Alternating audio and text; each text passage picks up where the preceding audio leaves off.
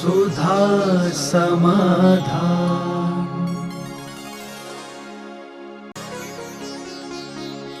नमोस्तु गुरुदेव। कछुए और मछली को पालने पर घरों में क्या प्रभाव पड़ता है? गलत प्रभाव पड़ता है, नकारात्मक प्रभाव पड़ता है। ये बद्दुआएं देते हुए जानवर है। इन जानवरों को शौक से पालते हुए कभी अच्छी दुआ नहीं देते। मछलियां बद्दुआ देती, क्योंकि मछलियों को भली भोजन मिलता है, लेकिन उनकी स्वतंत्र जिंदगी खत्म हो जाती। तो ये वो मांसाहारी देश हैं। ये चाइना का निकाला हुआ प्रोजेक्ट है कि मछली रखने आदि से शुभ होता है। भारतीय वास्तुशास्त्रों में, भारतीय किसी में भी इन सब चीज़ों का कोई उल्लेख नहीं। चाइना इसलिए मानता है क्योंकि वो शुद्ध मांसाहारी है, इसलिए उसको वो मानते हैं। भारतीयों को और ख़ास तौर से जैनियों को कभी भी किसी भी जीवित जानवर का शौक नहीं पालना चाहिए, न ऐसे वास्तु आदि के निवारण के रखना चाहिए। अहित ही होता है। नमोस्तु गुरुदेव। सकल चारित्र और विकल चारित्र का क्या अर्थ है? संपूर्ण रूप से पापों का त्याग करना, त्रस स्थावर हिंसा का त्याग करना, ये सब सकल चारित्र हैं। और एक देश त्याग करना, संकल्पी हिंसा का त्याग करना, त्रस हिंसा का त्याग करना, ये और ग्रस्तों के जो होता है देश व्रत होता है। एलक क्षुल्लक और आरिकाओं तक एक देश व्रत होता है। मुनि महाराज, आचार्य, उपाध्याय, साधुओं का सकल चारित्र होता है। नमोस्तु गुरुदेव।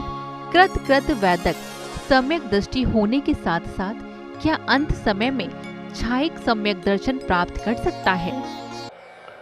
कृत कृत वेदक का अर्थ ही है कि वो छायिक सम्यक दर्शन प्राप्त करेगा ही करेगा। कृतकृत वेदक उसको इसलिए कहते हैं कि संपूर्ण क्रियाएं मिथ्यात, सम्यक मिथ्यात और सम्यक प्रतीकता बहुभाग क्षय हो चुका है। अब एक छोटा सा भाग सम्यक प्रकृति का बचता है। उस समय व्यक्ति मरण को भी प्राप्त हो सकता है, लेकिन वो नियम से छायक सम्यक दर्शन प्राप्त करेगा ही। इसलिए जो कृत वेदक यानी कृत तो हो गया है, लेकिन अभी सम्यक प्रकृति के अंश का वेदन कर रहा है। नियम से सम्यक दृष्टि होगा ही होगा, और थोड़ी देर बाद होगा। एक अंतर मुहूर्त का भी छोटा अंतर मुहूर्त शेष रहने के बाद उसको सम्यक दर्शन हो जाए। नमोस्तु गुरुदेव। भक्ति, स्तुति और वंदना में क्या अंतर है और भक्ति कितने समय तक हो सकती है? भक्ति का अर्थ होता है गुणानुराग, और गुणानुराग का दो अर्थ होते हैं। तद्रूप गुणों को प्राप्त करना और उनकी भक्ति से अपने जीवन में कुछ ऐसी उपलब्धियां प्राप्त करना जो पुरुषार्थ से प्राप्त नहीं हो सकती। भक्ति सकाम भक्ति और निष्काम भक्ति होती है। स्तुति और वंदना जब शब्द आता है, ये आवश्यकों में आता है, ये व्रत में आता है, ये नियम में आता है। इसमें हमें भगवान का गुणानुवाद करना है, तद्रूप बनने का भाव होवे या न होवे, लेकिन ये हमारा व्रत है। भक्ति में ड्यूटी नहीं होती, भक्ति आवश्यक नहीं होती, भक्ति हमारी इच्छा के अनुसार होती है। स्तुति और वंदना हमारा व्रत है, मुनियों के व्रत में आया है, मूल गुणों में आया है। वो अभव्य भी है, अभव्य भक्ति नहीं कर सकता, मिथ्या दृष्टि भक्ति नहीं कर सकता, क्योंकि भक्ति का अर्थ है वंदे तद्गुण लब्धे, उनके गुणों को प्राप्त करना। और स्तुति और वंदना में तद्रूप गुणों को प्राप्त करना जरूरी नहीं है। हमारा नियम है कि हमें उनके गुणों की प्रशंसा करना है, ये नियम है, वेलकम करना है। जैसे एक ऑफिसर है, उससे छोटा पुलिस वाला ऑफिसर है, वो आते ही उसको खड़े होना है, उसको सैल्यूट करना ही है, वो उसका कर्तव्य है, करना ही पड़ेगा। तो स्तुति और वंदना व्रत है, नियम है। तद्रूप बनने का भाव होवे या ना होवे, लेकिन स्तुति करना ही पड़ेगी, वंदना करना ही पड़ेगी। अब कोई भी स्तुति तद्रूप बनने का भाव कर भी सकता है। भक्ति और स्तुति में थोड़ा सा अंतर है। स्तुति भक्ति हो सकती है, लेकिन भक्ति स्तुति हो ऐसा कोई नियम नहीं है। इसलिए 28 मूल गुणों में स्तुति और वंदना का भेद किया गया। स्तुति सामूहिक होती है, 24 तीर्थंकरों की होती है। नमोकार मंत्र स्तुति में आएगा, और वंदना किसी एक की होती है। किसी एक मुनि को, एक गुरु को, एक अरहंत को, एक पद को ध्यान में रखकर की जाती है, वो वंदना कहलाती है। और वंदना भी व्रत है, नियम में आता है। इतना तीनों में अंतर समझना चाहिए। नमोस्तु गुरुदेव, राग और मोह का क्या अर्थ है?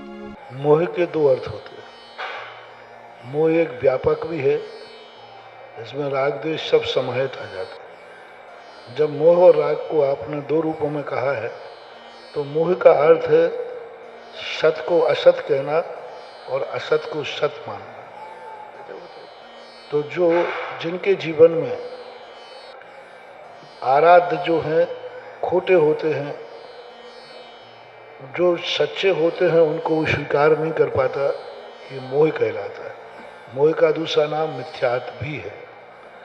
तो हम यदि सच्चे देव साध गुरु को स्वीकार करें, उनकी पहचान करें और सच्चे तत्वों पर, उनकी वाणी पर विश्वास करें, तो हम मोह से बच सकते हैं। और राग से बचने का एक ही उपाय है, हम पर वस्तुओं से अपने स्वार्थ की सिद्धि न करें, तो वह राग राग नहीं है, वह आग भी होगी, लेकिन वो सोने को खरा करेगी।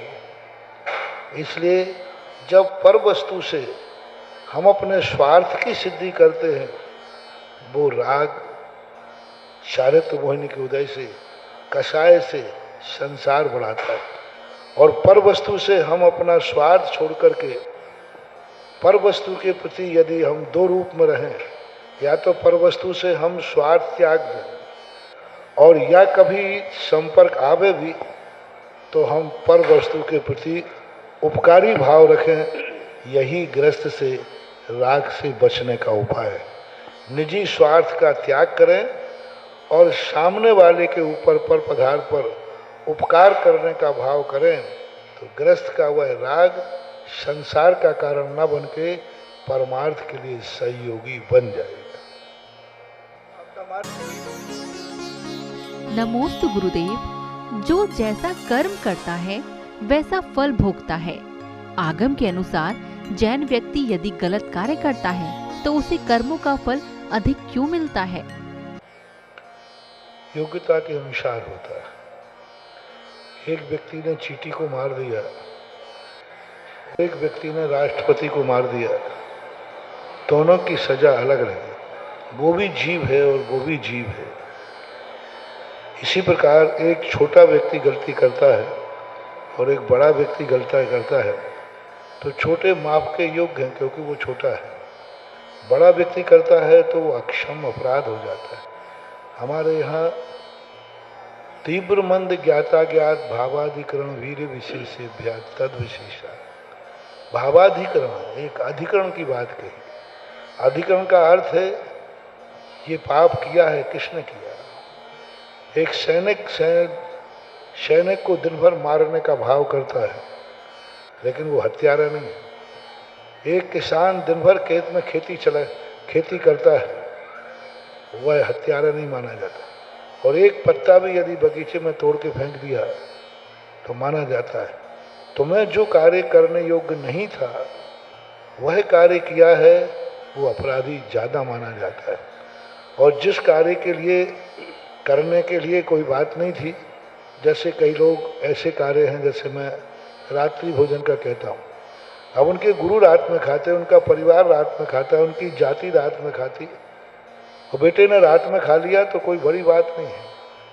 लेकिन जिसके गुरु निषेध करते हैं, जिनवाणी निषेध करती है, परिवार जाति में निषेध कर रहा है, फिर भी कह रहा है, तो वो 5 गुना पापी है, क्योंकि इसने 5 आज्ञाओं का उल्लंघन किया है और उसने 5 आज्ञाओं का पालन किया है, मात्र एक अज्ञानता बस उसने खाया है। इसलिए हमारे यहाँ द्रव्य क्षेत्र काल भव भाव के अनुसार कर्मों की बंद की व्यवस्था सदा से है। नमोस्तु गुरुदेव। वर्तमान में 13वें दिन न करते हुए तीसरे या चौथे दिन में क्यों करते हैं, ये कहाँ तक सही है?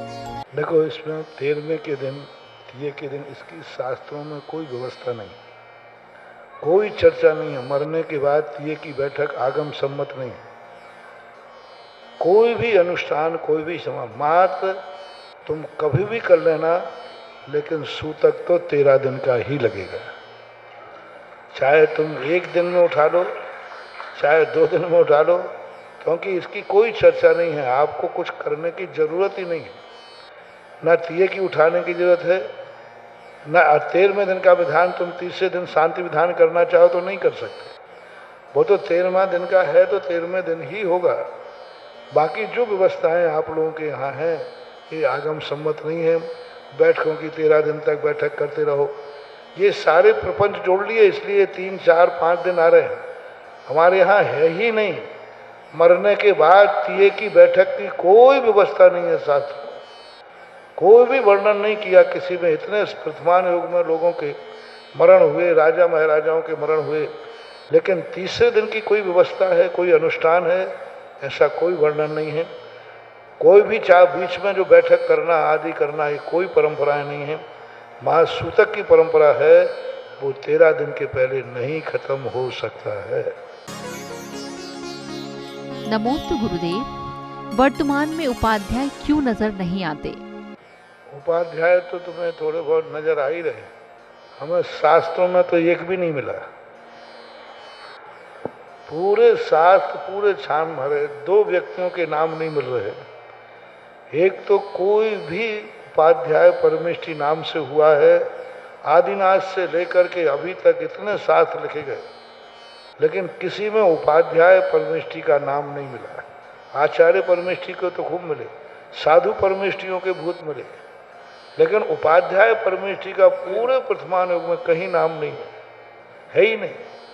दूसरा, एलक का कहीं नाम नहीं मिला। क्षुल्लकों के नाम मिले कथाओं में, एलक का कहीं नाम नहीं मिला। एलक नामधारी कौन थे, कोई हुए हैं कि नहीं? एलक पद का वर्णन तो है, उपाध्याय पद का वर्णन है, मूल गुणों का है, प्राचीन शास्त्रों में है, लेकिन एलक नामधारी कोई अभी तक तो मुझे शास्त्रों में नहीं मिले। उपाध्याय परमेष्ठी के नाम से कोई ग्रंथ भी नहीं मिला कि फलाने उपाध्याय ने 19वीं शताब्दी के पहले कभी कोई हुआ हो। तो अब क्यों गायब रहे हैं? और आज जो उपाध्याय परमेष्ठी हैं, ये उनकी परिभाषाओं के अंतर्गत विचार नहीं बन जाता है। मूल गुण की तरफ जाते हैं तो बात समझ में आती नहीं है। मुझे तो लगता है कि 28 मूल गुण पालना सरल है, 36 मूल गुण पालना सरल है। उपाध्याय के जो 25 मूल गुण हैं ये बहुत कठिन है। पूरा द्वादशांग रख दिया, 11 अंग 14 पूर्व। अब 11 अंग 14 पूर्व जब याद हो में पढ़े, इतना होवे, तब वो मूल गुणधारी उपाध्याय बने। बाद में फिर इन आचार्य महाराजों ने इसकी परिभाषा में परिवर्तन किया। परिवर्तन करके फिर उन्होंने कई परिभाषा बनाई, जैसे द्रव्य संग्रह ने बनाए, पूज्यवर नेमीचंद महाराज ने, जो रणत जुत्तो निच्चा धम्मो विदेशणो निर्दा सो बुझाओ बरो, ऐसा नाम दिया उन्हें। वे उपाध्याय परमेष्ठी के रूप में कहा। तो अब ये परिभाषाएं चल रही हैं, ठीक है, आगम में तो नहीं है, अब वर्तमान में जो मिल रहे हैं वो मिल रहे हैं।